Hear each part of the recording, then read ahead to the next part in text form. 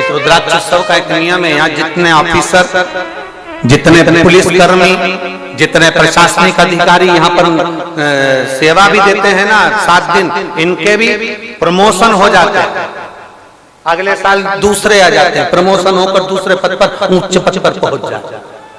यहाँ का नियम ही है कुंवर भंडारी, यहाँ इस भूमि की नियमता ये है कि यहाँ एक साधारण व्यक्ति भी आया है, सेवा दी है, उसको फल उसका मिला, और बिल्कुल निष्कपट भाव से करो, दिल से करो, आनंद से करो, भाव से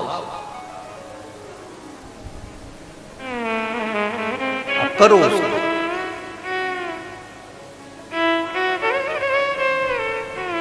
लोग कहते हैं गुरुजी आप हमसे मिलते ही नहीं हो। हम क्या मिले? मिलना तो उससे चाहिए जिसके घर आए, वो मिलेगा ना, सब कुछ दे देगा। उससे मिलो, उससे मिलोगे तो बहुत कुछ प्राप्त हो सकता है, बहुत कुछ। देवराज शिव को पुकार ना, उसने ब्राह्मण कुल में जन्म लेने के बाद भी कोई कर्म नहीं करा।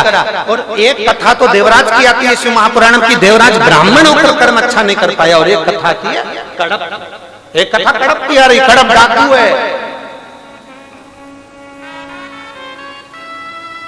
कड़प डाकू है,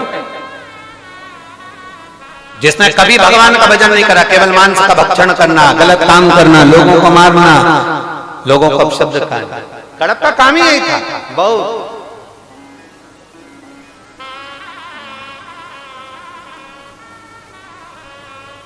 और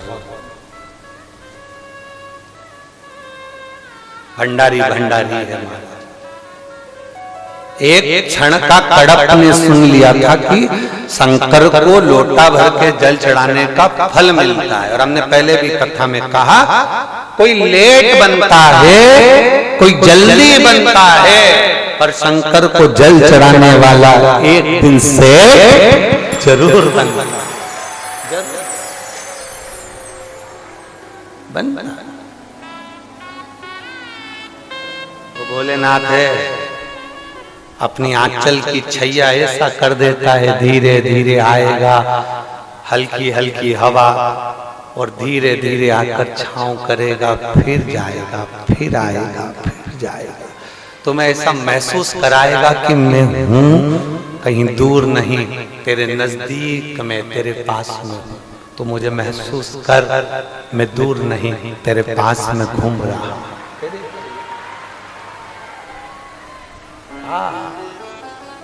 दूर नहीं,